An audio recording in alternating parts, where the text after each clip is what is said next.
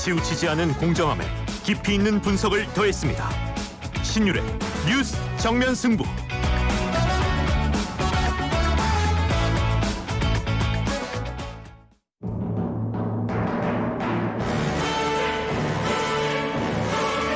고철거래 새로운 패러다임 고래장터. 착 찍어서 쓱 올리면 실시간 경매로 가격이 쑥쑥. 고철거래 플랫폼 고래장터. 크리네어 테크. 크리네어 테크 집중기. 주물 작업, 연마 작업, 페인트 작업, 분진가스, 냄새, 연기 작업장 분진. 이 세상에 못 없애는 분진이 어딨어. 크리네어 테크 기술력이 끝내줍니다. 크리네어 테크. 크리네어 테크 집중기. 당신은 아마 아직 모를 거야. 장기 렌트 숨은 강자. 아마존 아마 믿지 못할 거야.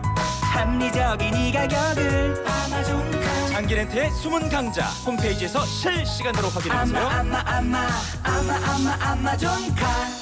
모든 인쇄 가능한 서머네드피아. 온라인 주문 간편한 서머네드피아. 누구든지 어디서나 쉽고 빠르게 인쇄의 유토피아 서머네드피아. 여름에는 부채 판촉물. 다양한 부채 역시 서머네드피아. 일상 속 광고 모니터, 키오스크, 전광판, 이 모든 게 디지털 사이니지라는 사실 알고 계셨나요? 다양한 정보와 광고 콘텐츠를 전하는 디지털 사이니지는 시스메이트. 조달청 나라장터 종합쇼핑몰 6년 연속 매출 1위. 삼성전자 공식 스타 파트너 시스메이트와 함께하세요. 검색창에 시스메이트. 2017년부터 2022년 기준.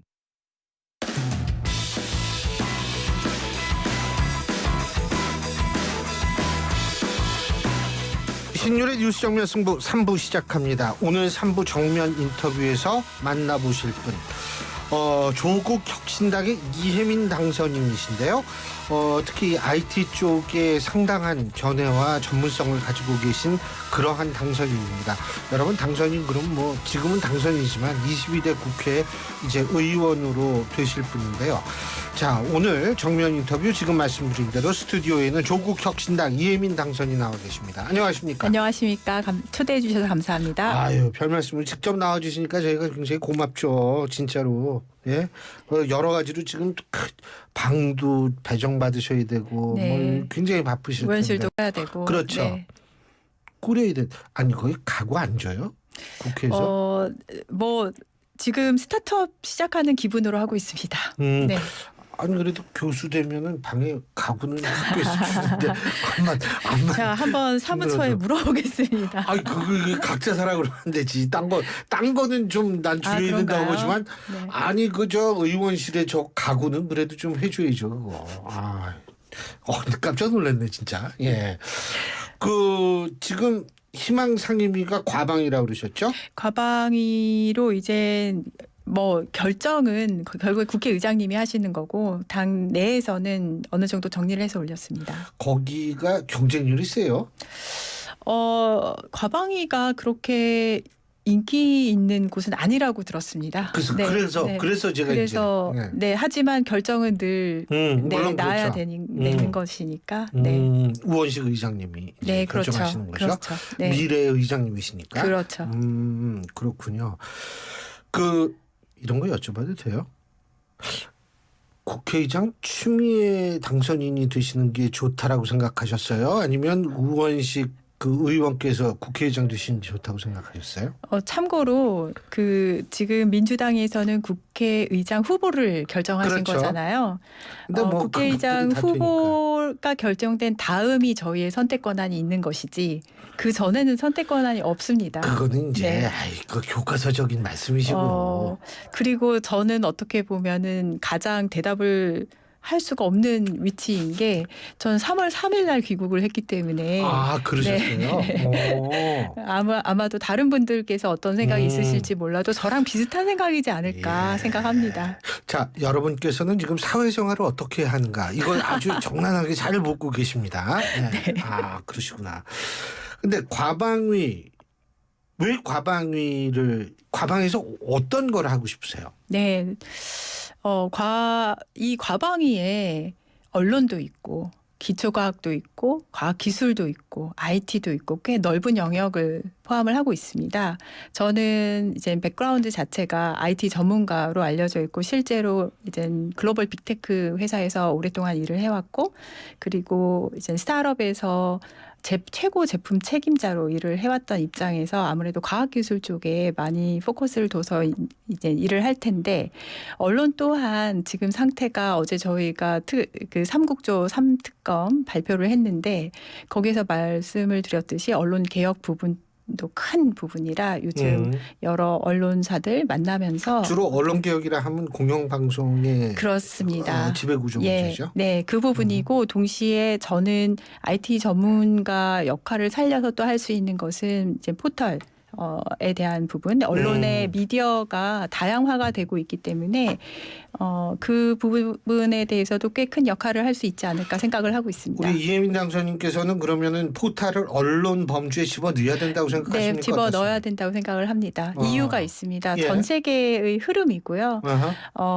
어떤 언론이라는 것을 정의를 내림에 있어서 기준을 공급자 기준으로 보는 것이 아니라 수요자 기준으로 보았을 때 포털이 언론이 아니다라고 이야기하기가 어려운 상황이 왔다고 생각을 합니다. 자, 그렇다면 또 한 가지 유튜브 있잖아요. 네. 유튜브 문제는 방송법의 규제를 받고 있지 않습니다. 현재 그렇죠. 네. 자, 어떻게 해야 된다고 보십니까? 유튜브 문제에 대해서는 제가 구글 출신이라서 우선 말씀드리기 좀 조심스럽다라는 그건 것을 출신이니까 알려드릴게요. 이제 새로운 세계가 펼쳐졌는데 뭐 출신을 그 중요한 게 아니에요. 그 부분에 대한 대답은 조금 더 좀 면밀히 살펴보고 대답을 하고 싶습니다. 예, 여러분께서는 지금 사회생활 두 번째 편을 보고 계십니다. 예. 아니 일단 지금 또 하나 그 IT 쪽에서 가장 관심이 있는 게 라인 사태 문제인데요. 네, 네. 자, 이 라인 사태 같은 경우 지금 여러 가지 시각이 있는데 네. 우리 이 당선인님의 시각은 어떤 게 있습니까? 저는 라인 사태는 민간 기업의 일을 지금 전 세계가 사실은 나라로 다 끌어올려서 각국이 전쟁을 하고 있다고 생각을 합니다. 예. 그 중에 기술 주권 이런 문제까지 같이 이제 경제 주권까지 연결을 해서 종합적으로 전쟁을 하고 있다고 생각을 하는데 그 측면에서 일본은 자국의 이득을 위해서 꽤 많은 일을 세밀하게 계획을 해서 진행을 하고 있고 거기에 우리나라가 적절하게 대응하지 못했다. 그렇게 생각을 합니다. 이유는 일본 총무성에서 이미 라인 야후의 행정조사를 할 때부터 민간의 영역을 넘어선 개입이 있었던 것이고 일본의 입장에서 봤을 땐 일본 자국의 이득을 위해서 충분한 조치라고 생각을 하고요. 하지만 그것을 한국 입장에서 봤을 때 네이버만 혹은 대국민 메시지를 주면서 이젠 이렇게 하는 것, 라인 야후 사태에 대해서 이야기하는 것은 반일이다. 이렇게 프레임을 씌우는 것은 적절치 못하다고 생각을 하고 있습니다. 반일 프레임은 적절치 못하다. 네. 그죠? 근데 충분한 조치라고 생각한다라는 것은 일본 측면에서 제가 여쭤보는 게 소위 말해서 자국 내에 있어서의 자국민의 정보, 이 정보 주권이 지금 외국에 의존하게 된다라는 부분에 대해서 문제의식을 갖고 있는 그 부분을 말씀하시는 거죠? 그렇지 않습니다. 아니에요? 네, 제가 괜히 아는 척했네. 그 부분에 대해서 반론을 할 수 있는 것이 일본에 있는 페이스북 사용자들에게 과연 일본 총무성이 같은 이야기를 할 수 있나? 그렇지 않습니다. 그리고 실제로 작년에 페이스북에서도 개인정보 유출이 있었으나 행정지도상에서는 일반적으로 개인정보 유출이 났을 때 조치할 수 있는 기술적인 측면에서만 있었지 이렇게 라인 야후와 네이버와 소프트뱅크 이렇게 지분관계 재조정 이런 부분은 없었습니다. 그 측면에서 이번에 총무성에서 취한 조치는 그 방금 말씀하신 측면에서 일어났었던 것은 아니고 우리나라 일본은 지금 AI 패권 국가로 가는 것을 착착 진행 중이거든요. 그중에서 모자란 부분이 플랫폼 영역이라서 그것을 이제 먹으려는 어떤 계획이 크게 있고 미국에는 이야기할 수는 없으나 한국에는 이야기할 수 있는 그런 상황이라고 생각을 하지 않았을까? 이제는 발 뻗을 만하니까 뻗은 게 아닌가라고 생각을 하고 있습니다. 아니 그러니까 제가 아까 여쭤본 이유는 뭐냐면 우리가 지금 중국의 소위 말하는 이 쇼핑 값싸게 네, 네. 쇼핑할 수 있는 네, 몇 네. 개 이번에 회사 직구 문제를 문제. 가지고 얘기를 하면서 네. 거기서 나오는 게 뭐냐면 일부 회사에서의 정보 유출 가능성이 있다라는 것. 이 얘기가 나오거든요. 그러니까 제가 여쭤본 거는 지금 우리가 보통 주목하는 것은 이게 일본 국민의 한 7, 80%가 사용하는 거니까 그래서 이걸 외국에 의존하는 것이 문제다. 우리도 똑같이 중국의 그러한 그 직구를 통해 가지고 우리의 국민의 정보가 중국에게 흘러갈 가능성이 있다. 마찬가지 아닌가? 이런 얘기를 하는 분이 있어서 여쭤본 거예요. 그 이야기를 하실 수는 있다고 생각을 하는데 지금 전 세계에 어떤 데이터 센터 안에 어떤 나라의 개인정보가 있다고 했을 때 어느 한 나라 데이터 센터에 존재하지 않습니다. 그게 전 세계에 있는 데이터 센터에 퍼져 있는 상태고요. 중국도 그러면 그렇게 전 세계에 다 있습니까? 데이터 센터가 존재를 하면 그렇죠. 예를 들면은 AWS라고 아마존 웹 서비스를 사용을 하게 되면은 어느 서버를 사용을 할지 정하게 되는데 그게 자국 내에만 있는 경우가 존재하지 않습니다.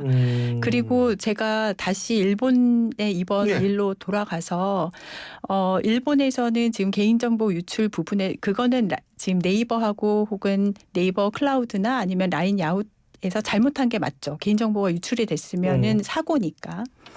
하지만 이것을 핑계 삼아서 라인이라는 플랫폼을 가져가려는 어떤 핑계로 사용했을 뿐이지 자국민의 개인정보가 다른 나라에 있기 때문에 문제가 됐다. 이것을 문제를 삼으려면 페이스북부터 먼저 하셔야 된다고 생각을 합니다.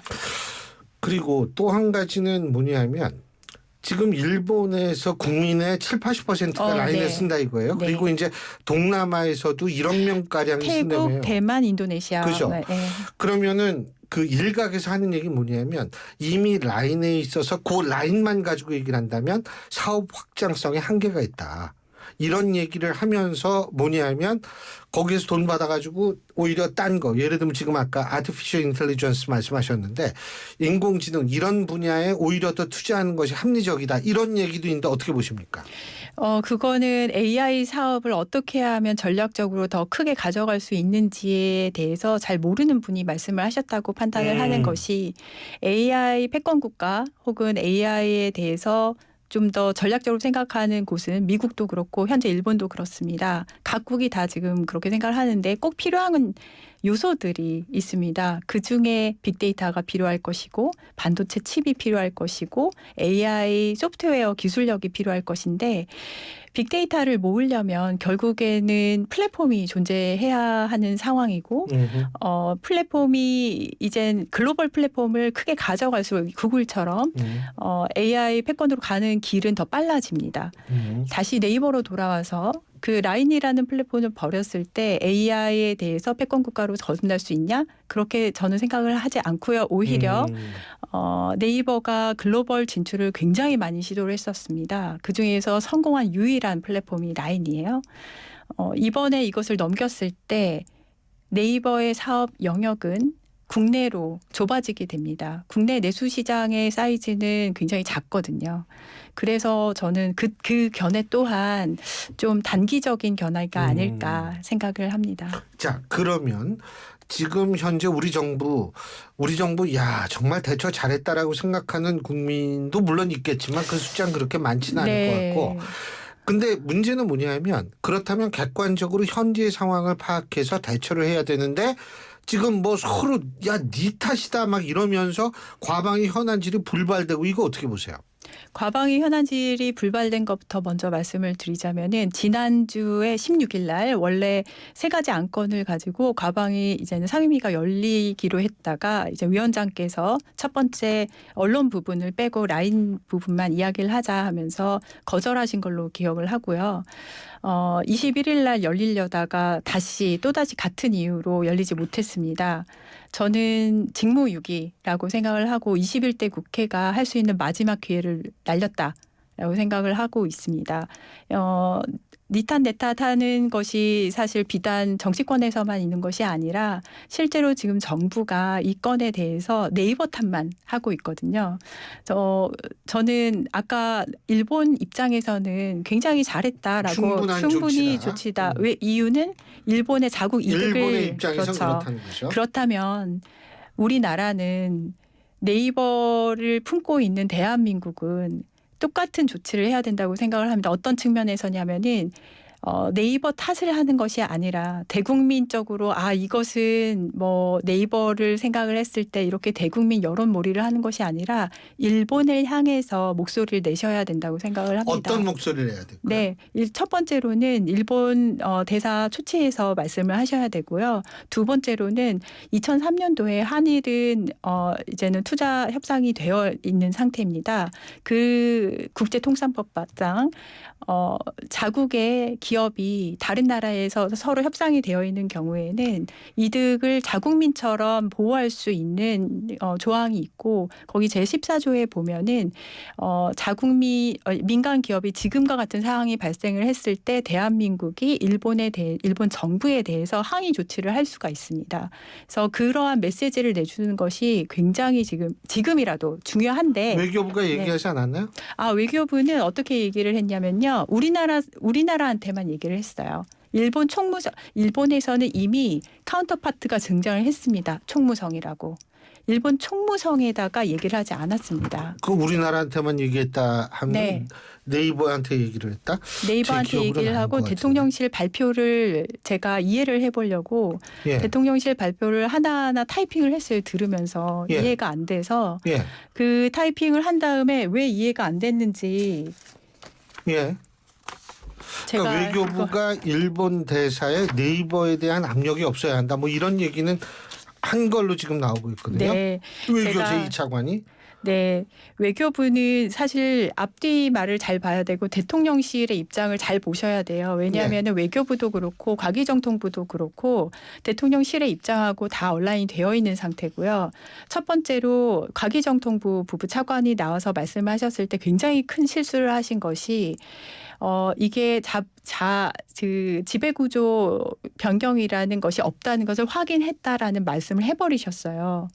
그거는 우리가 통상법적으로 이 과정에 대해서 불법 사항이 있나라고 따지기 시작을 했을 때 굉장히 불리한 위치에 면죄부를 줘버린 꼴이 됐었고요. 외교부 같은 경우는 총무성이 원하는 언론 플레이를 해주기 위해서 우리나라 언론한테 전화를 통해서 언론 플레이를 시켰다는 거 아닙니까?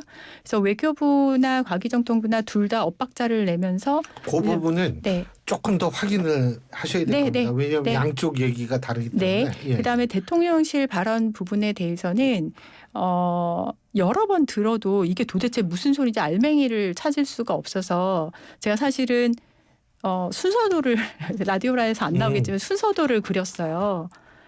대통령실에서 내놓는 메시지는 그래도 어느 정도는 논리적인 무결성을 취해야 되지 않을까라는 생각이 들기 때문에 논리적으로 이해를 해보려고 했는데 여기서 적절한 정보 보안 강화 대책이 포함되어 있는가 이런 문구도 나오고요. 일본 정부가 이렇게 해야 된다라는 것들이 있는데 다 그 판단의 주체가 일본 정부예요. 그것을 어디에다 이야기를 하냐면 우리나라 국민한테 이야기를 합니다. 일본 정부가 근데 맨 앞에 들어가는 조건이 무엇이냐면은 네이버가 원하면 처음부터 끝까지 이 문장을 전체를 훑어보면은 네이버가 자본구조 변경을 제외한 걸로 제출하고자 한다면 다 네이버 탓을 하고 있고요. 지금 그게 그 시장 경제 입장에서 볼 때에는 기업의 입장을 존중하는 거는 또 당연한 거 아닌가요? 그럼요. 그렇다면은 탓이 총무성 아니라 그러니까 네이버의 입장을 존중한다는 거 아닌가요? 네이버의 입장은 존중을 해줘도 되는데요. 총무성에서 행한 네이버 라인 야후에 행한 정확하게 말하면 라인 야후에 행한 조치 내용에 합당한 메시지를 일본 총무성에 내주시길 바랍니다. 그러니까 이걸 지나치게 반일 감정에 의존할 것이 아니라 우리가 냉정하게 일본에게 요구할 건 요구하면서 우리가 우리의 이익을 챙겨야 된다라는 말씀이신 것 같은데 네. 답답하신 것 같은데요. 이제 22대 국회 열리면 국회 가셔서 따지시면 됩니다. 네, 국정조사를 어제 저희가 3국조 3특검 발표를 예. 하면서 첫 번째가 라인 야후 사태에 대한 국정조사고요. 예. 국정조사 요구서는 이미 준비되어 있습니다. 하여간 활약을 제가 열심히 볼게요. 감사합니다. 오늘 말씀 잘 들었습니다. 네, 고맙습니다. 감사합니다. 예, 지금까지 조국 혁신당의 이혜민 당선인이었습니다. 경기 시작.